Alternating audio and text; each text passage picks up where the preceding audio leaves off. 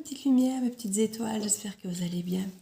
Mais écoutez, voilà, lundi matin, j'ai toujours ma grosse voix là. J'avais envie d'aborder avec vous le sujet de la solitude, parce que je me dis que c'est un sujet très très très important sur le retour sur soi. Parce que moi je trouve que c'est dans la solitude qu'on sait s'écouter, ne pas être influencé par l'extérieur, par les autres, que ce soit leurs avis, que ce soit leurs influences, d'être vu, d'être jugé, ou de se laisser simplement influencer par ce qu'ils disent, ou oh tiens, tes cheveux c'est beau, c'est pas beau, oh tu fais ça comme ça toi, ou bien oh c'est joli chez toi, ou ah c'est pas beau chez toi.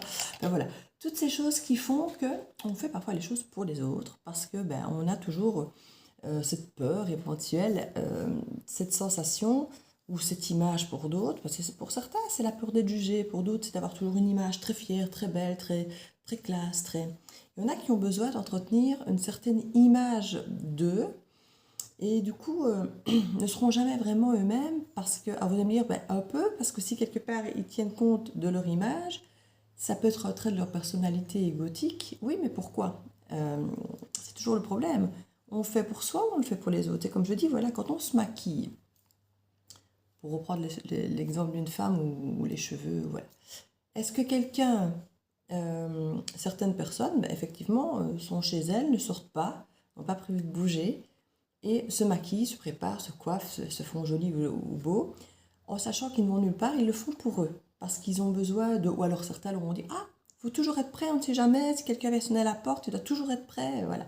Donc, une fois de plus, ça peut être une expérience familiale dans l'éducation, ou une croyance, entre guillemets, limitante ou pas, hein, parce que bon, elles ne sont pas toujours toutes limitantes, mais une croyance de dire, voilà, on doit être prêt au cas où quelqu'un vient sonner, au cas où quelque chose se passe, au cas où on doit démarrer sur le coup. Voilà, tu glisses, tu dois être emmené à l'hôpital, ben, que tu sois plus ou moins visible, pas te retrouver en petite tenue chez toi, l'effet salaire, ou bien bon, peu importe, entre guillemets. Mais voilà, il y a des croyances comme ça avec lesquelles on nous a élevés, et puis d'autres qui aiment bien, quand ils sont chez eux, d'être en tenue de maison, où on est à l'aise, où on n'est pas serré, où on peut enlever les sous-vêtements, les soutiens-gorge qui oppressent, on peut enlever les talons, où c'est pas agréable pour marcher avec. Et où finalement, quand on fait les choses pour soi, pour être bien dans sa peau, on se rend compte qu'on n'est pas du tout habillé de la même manière que quand on sort, où on le fait peut-être plus pour les autres. Alors on va peut-être me dire, non, je le fais aussi pour moi parce que j'ai envie d'être face aux autres plus présentable. Oui, mais alors pour qui le fait-on?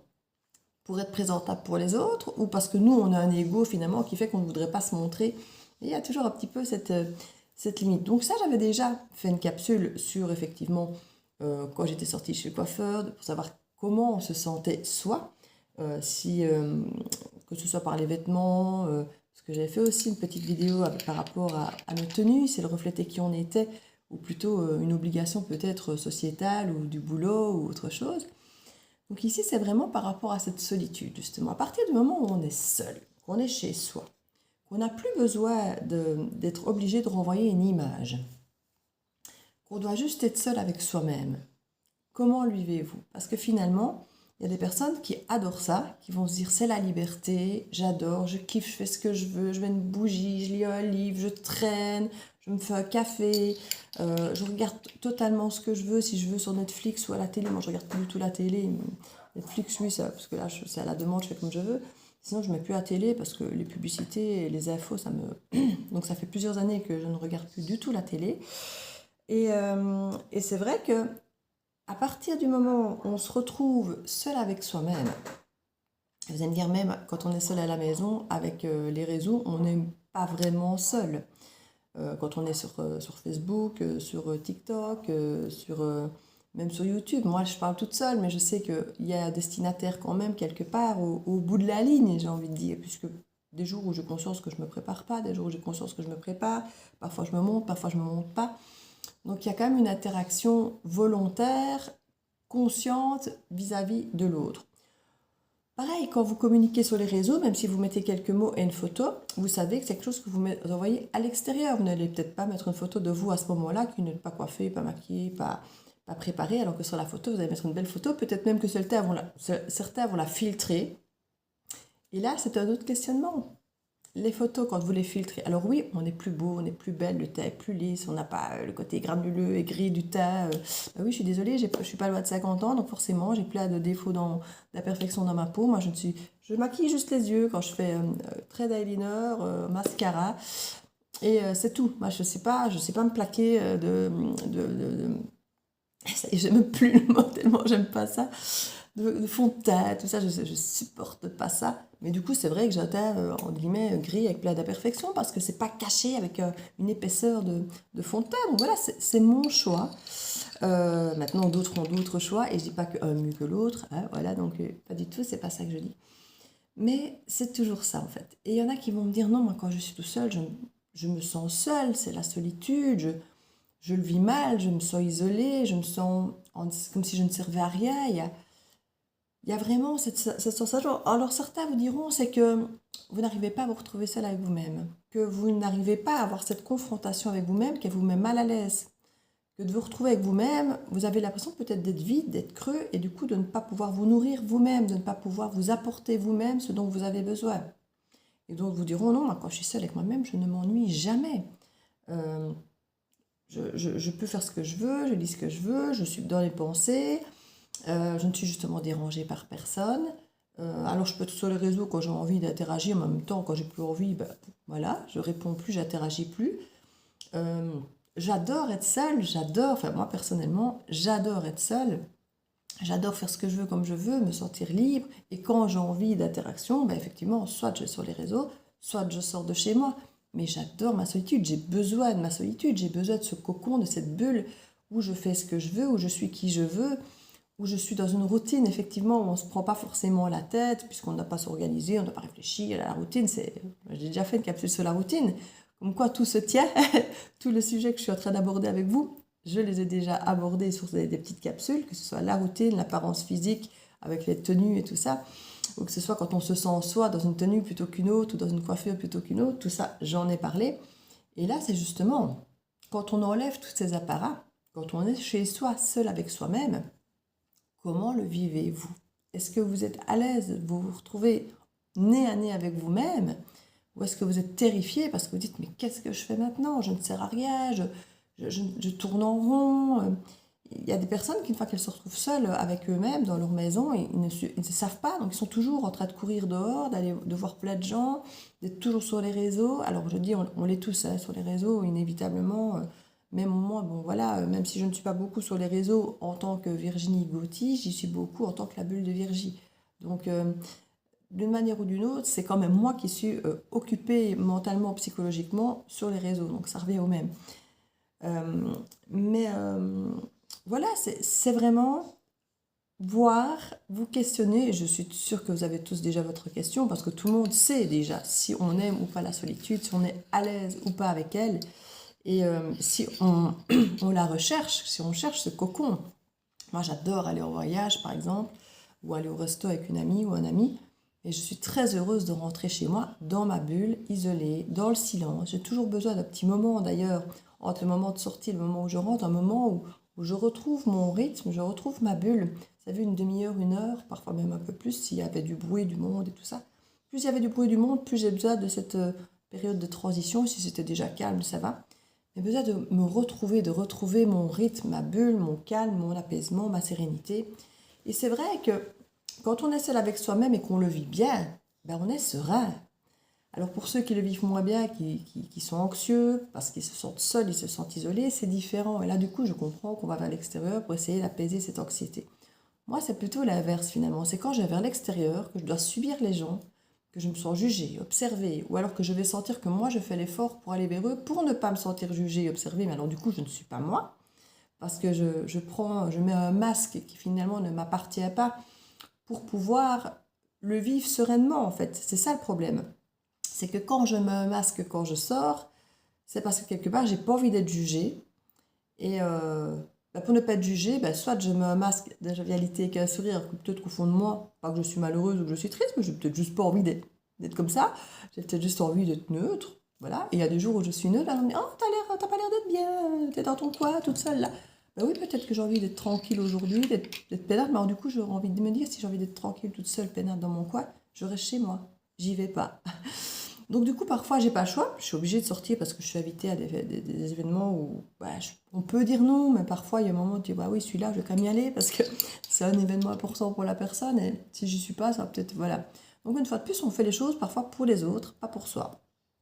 Et quand on y est, du coup, si on fait les choses pour les autres et pas pour soi, ben on met un masque. On fait l'effort d'aller se montrer, d'aller sourire. Alors, je ne dis pas qu'au final, on n'est pas content de l'avoir fait, qu'on ne se dit pas, ah, je suis content d'avoir vu telle personne ou d'avoir... Voilà. Moi, souvent, le problème, c'est que quand je sors de ces événements, je me dis, ah, c'est fait. Voilà, maintenant, je peux retourner dans ma bulle et j'ai assez socialisé pour un moment. Cette personne-là, je l'ai vue, je suis tranquille, ouf, c'est bon, voilà. Vous allez me dire, c'est triste de vivre comme ça, peut-être, je ne sais pas. Moi, je sais que cette solitude, ce cocon, j'en ai besoin parce qu'il n'y a que là que j'ai l'impression d'être moi, de ne décevoir personne, de n'avoir à faire aucun effort, d'être sereine surtout, parce que je ne suis confrontée à personne, je ne suis pas confrontée à des opinions où on va venir me titiller, où je vais devoir défendre mes valeurs, où je vais devoir dire je suis d'accord avec toi ou pas, devoir peut-être se maquiller et me dire ah, t'as l'air négligé, oh, t'es racine, gna, gna. Bon. J'ai des spécialistes autour de moi qui arrivent toujours à taper sur le clou et à venir mettre le doigt sur les choses qui tu ne fais pas comme tout le monde, tu ne fais pas comme il faut, gna, gna, gna, gna. Ah, j'en ai marre, ça je supporte plus. Donc c'est à très petite dose que je supporte ce genre de contact et on s'étonne pourquoi parfois certaines personnes je ne les vois plus et d'autres que j'adore mais que je garde un contact parfois plutôt à distance via internet ou via les réseaux, mais je ne ressens plus ce besoin de toujours effectivement être en présentiel. Ça, je me rends compte très très fort. D'ailleurs, ici, c'est parfait pour moi. Je communique avec vous de chez moi, donc c'est très bien, ou de n'importe où je veux. Et ça me convient parfaitement. Je ne voudrais pas me retrouver à devoir avoir un rendez-vous, de dire voilà, je vous contacte par téléphone. Déjà, je ne supporte pas le téléphone. Vous allez me dire, ouais, elle est compliquée, la fille, elle ne supporte pas le téléphone, elle ne veut pas aller voir les gens en vrai, elle est tranquille chez elle dans sa bulle, elle ne veut pas de rendez-vous. Ben oui, c'est vrai. Mais c'est comme ça que je me sens moi, c'est comme ça que je me sens sereine, c'est comme ça que je ne dois pas m'adapter aux horaires des autres. Parce que, voilà, sur Vinted, quand je vends parfois des oracles ou des objets que je vends de seconde main ou autre, parfois on me dit, oh, vous avez l'air d'être en Belgique, vous êtes où de Belgique, on peut faire un échange en main propre. Mais non, j'ai mis belge, mais j'ai pas mis où je suis parce que les échanges en main propre ne m'intéressent pas. J'ai déjà fait. Et je me suis déjà retrouvée à poireauter, à attendre les gens. Surtout qu'en plus, j'habite une maison avec le GPS. C'est rarement, les gens arrivent rarement devant chez moi. Donc, il faut chaque fois que les gens m'appellent, donc téléphone, je déteste, pour qu'ils me disent où ils sont. Alors, parfois, ils ne savent même pas m'expliquer où ils sont. Et je comprends, hein, une maison dans une rue, enfin, bon, voilà, c'est pas toujours évident. Moi, devoir leur dire comment ils doivent aller, où ils doivent aller, chipoter, attendre, poireauter. Parfois, qu'ils m'envoient des messages pour me dire qu'ils sont en retard. Parfois, pas le faire, mais ils sont en retard. Et pendant ce temps-là, tu poireautes. Tu es à ta fenêtre. Tu attends les gens. Peut-être que tu as besoin d'aller faire une course, mais tant qu'ils ne sont pas venus, tu n'oses pas démarrer. Et puis du coup, tu te dis, si j'avais su qu'ils allaient arriver si tard, je serais allée faire ma course avant. Mais tu ne savais pas. Donc moi, je me suis dit, c'est fini. Je n'ai plus envie de m'adapter à la vie des gens, à leur propre rythme, parce que c'est leur rythme et ils le respectent et c'est normal. Mais moi, je n'ai plus envie de devoir m'adapter aux autres. J'ai plus envie de m'adapter à leur rythme, de m'adapter à leurs exigences, à ce qu'eux veulent. Parce qu'au final, la personne qui vient faire un échange comme ça, m'acheter quelque chose, c'est parce qu'elle n'a pas envie de payer les frais de port et qu'elle a envie de venir le chercher chez moi. Ben oui, donc c'est elle qui gagne le prix des frais de port, mais qui est-ce qui est embêté à attendre, à poireauter, à remettre ses courses, à devoir s'adapter? C'est moi. Elle, c'est son choix de venir jusqu'à chez moi pour gagner les frais de port. Mais c'est moi qui finalement me retrouve à pour lui faire épargner des sous, parce que moi finalement je préfère faire tous les colis, les mettre dans un sac, et quand moi j'ai le temps, hop, je vais tout porter à mon poids relais. Et voilà, et généralement je le fais en allant voir mes grands-parents, faire une course, ou en allant, si je fais une activité, en allant faire une activité. Donc ça fait partie de mon organisation. Or là, quand quelqu'un vient, je dois arrêter tout ce que je fais pour aller me dire, ah ben oui, pourtant c'est chez toi. Ben oui, mais chez toi, c'est toujours à ce moment-là que justement je dois faire un truc. Ou que tu me dis, ah ben il fait beau, si j'avais su, je serais allée quelque part, j'aurais fait ça ou ça ou ça, et là il fait beau, je vais attendre parce que l'autre va arriver. Et comme par hasard, je dis, soit la personne va arriver à une heure qui forcément ne m'arrange pas, ou alors elle va reporter, parce qu'on peut se dire, ah ben j'irai quand elle sera passée, hein, elle vient tôt, donc, et puis non, la personne est en retard, et puis finalement quand elle arrive, on ne sait plus rien faire. Et voilà, donc je n'ai plus envie de m'adapter aux autres, aux gens, à leur rythme, qui est tout à fait légitime. Le rythme n'est pas un problème, c'est leur rythme qu'ils le respectent, ils ont raison. Moi, c'est le mien, je respecte le mien. Je n'ai plus envie de devoir m'adapter aux gens, à ce qu'ils veulent, à leurs valeurs, à leurs trucs, qui ne sont pas forcément les miennes. Alors quand ce sont les miennes, On croise des gens avec qui c'est fluide, où le rythme c'est le même que le nôtre, ou pas loin, leurs valeurs sont les mêmes, nos envies de lieu, d'endroit, de façon de fonctionner, d'être est le même. Donc du coup c'est fluide et on a plaisir de retrouver ces gens-là. Et même parfois, dans ces conditions-là, je ne suis pas forcément demandeuse. Si je ne me sens pas nourrie davantage par la sortie, plus que d'être seule chez moi, je reste chez moi. C'est dingue, hein? Alors certains vont peut-être se reconnaître, se dire, ah, je fonctionne exactement pareil, et je vous remercie. Et en même temps, si vous ne fonctionnez absolument pas pareil, je vous remercie aussi, tant que vous avez cette conscience de vous dire, ça marche pour moi, ça j'aime pas. J'aime être seule, mais parfois pas, voilà.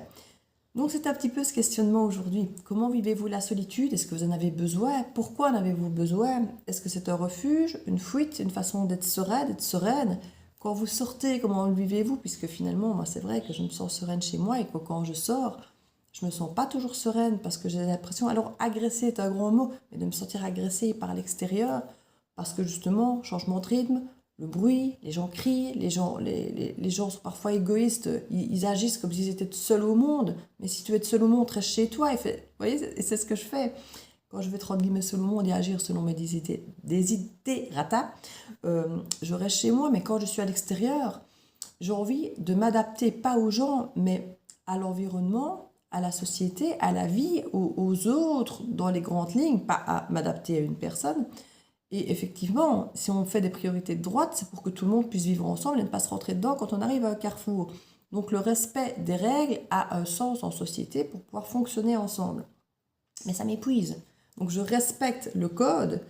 Quand je dis le code, c'est pas forcément que le code de conduite ou les codes civils, les codes humains, voilà, sociétal, pour que ça fonctionne bien, pour que ce soit fluide, pour que ça se passe bien. Mais quand je me retrouve au milieu des gens et que des gens ne respectent pas ça, ils ont l'air de fonctionner en mode je suis seul au monde, entre guillemets je suis égoïste, je m'en fous des autres, je salue le fait de se respecter et de ne pas se laisser influencer par l'extérieur, c'est très bien, mais il y a un moment où moi, dans ma façon de fonctionner, je trouve qu'il y a un manque de respect par rapport à la façon de fonctionner d'un groupe, d'une assemblée, où tu dois prendre un peu tout le monde en considération dans un groupe, et pas de vivre que pour ta pomme, ou alors je reste chez moi, comme je dis. Et là, je vis pour ma pomme, à ma sauce.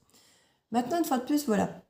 Je ne dis pas qu'il y a raison, qu'il y a tort. La personne qui arrive à s'assumer telle qu'elle est, peu importe le lieu, dedans, dehors, et de vivre pour elle, comme elle le ferait aussi bien toute seule chez elle que dehors, peut-être que je leur envie simplement de ne pas arriver à le faire parce que je suis peut-être trop respectueuse, trop à vouloir, je ne vais pas dire rentrer dans les clous, mais à ne pas me faire trop remarquer quand je suis à l'extérieur, à ne pas à simplement respecter, je crois, l'environnement. Et comme quand je vais dans les bois, j'ai pas envie de commencer à hurler dans les bois. Je respecte la nature, je respecte les animaux. Limite, je m'assieds dans un coin, je les observe.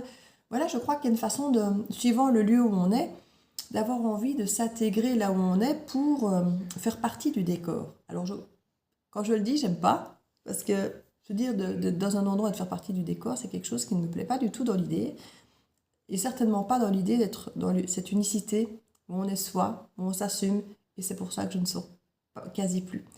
Parce que je n'ai ni envie, quand je sors, de devoir me battre à défendre mes valeurs, ou de devoir choquer, ou de devoir me justifier.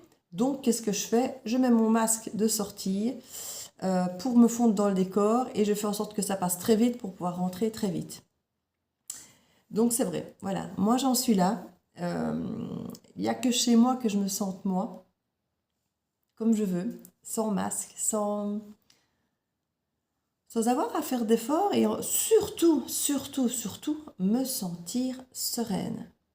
Parce qu'en fait, c'est ça. Quand je sors à l'extérieur, je ne demande qu'une chose, c'est d'être respectée par les autres, par l'environnement. Et c'est pour ça que je me fonds un peu dans le décor et que je respecte les codes. Et d'être sereine. Je n'ai pas envie d'être bousculée, qu'on vienne me titiller, qu'on vienne mettre le doigt sur un truc, qu'on vienne m'agresser de l'autre. Voilà, j'ai envie d'être sereine dehors comme je le suis dedans. Et ça, je me rends compte que c'est de plus en plus compliqué. Je veux dire, en dehors de certaines personnes avec qui on se sent vraiment soit naturellement et serein, mais c'est extrêmement compliqué. Souvent, quand je suis à l'extérieur, en société, et plus il y a du monde, plus il y a du bruit, plus c'est compliqué pour moi. Moi, j'arrive à me sentir sereine. Et plus j'ai besoin de rentrer très vite dans ma bulle parce que voilà. Donc vous, ça m'intéresse. Alors pas forcément, si, bien sûr, vous pouvez l'écrire en commentaire, parce que j'adore quand il y a des commentaires, je réponds toujours, et c'est là qu'il y a un partage entre vous et moi, et c'est ça aussi cette chaîne, pour ça que je l'ai créée, mais simplement pour que vous vous interrogiez déjà sur vous, si vous l'avez déjà fait, parce que c'est quand même déjà un sujet où généralement tous on a déjà son idée par rapport à ça, si on est à l'aise ou pas seul, le pourquoi on sort, le comment on se sent quand on est dehors, si on se sent aligné, si on sent qu'on doit faire des efforts, si, voilà, si on a hâte de rentrer chez soi ou pas. Si justement certains parfois rentrer chez eux, ils n'aiment pas parce qu'ils savent qu'ils sont tout seuls et qu'ils ne vont pas bien le vivre. Et ils ne voient qu'une chose, vite, recontacter quelqu'un pour organiser quelque chose, pour ressortir, pour repartir vite, parce qu'il ne faut pas rester chez soi tout seul. Donc il y a vraiment, dites-moi si vous avez envie, où vous vous sentez, où vous vous situez par rapport à la solitude, par rapport à votre bulle chez vous, si ça vous met à l'aise, si ça vous met mal à l'aise, si vous aimez ça ou pas, si vous êtes plutôt des genres de groupes. Avant, j'étais très sociable et énormément avec des groupes et tout ça, mais maintenant, plus du tout. Donc, vous voyez comme quoi on évolue avec le temps, en fonction de nos besoins aussi, j'imagine, et de la partie authentique qui réémerge.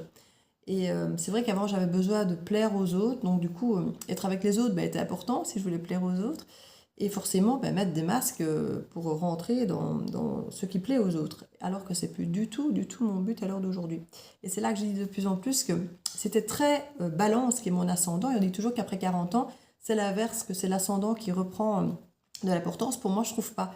Je trouve justement pas que c'est mon côté balance qui reprend le dessus depuis que j'ai 40 ans. C'est plutôt l'inverse. C'est plutôt justement cette impression que je n'ai plus du tout besoin de plaire aux autres, plus du tout besoin de m'adapter en société. Enfin, si m'adapter, je m'adapte encore, mais je n'ai plus envie d'aller en société pour m'y adapter, pour plaire. J'ai plutôt à me dépêcher de vite rentrer chez moi pour ne pas être en société, de ne pas avoir besoin de plaire et de faire ce que je veux et d'être qui je suis. Mais je continue, quand je suis à l'extérieur, à faire quand même un minimum d'efforts pour m'adapter à l'environnement dans lequel je suis.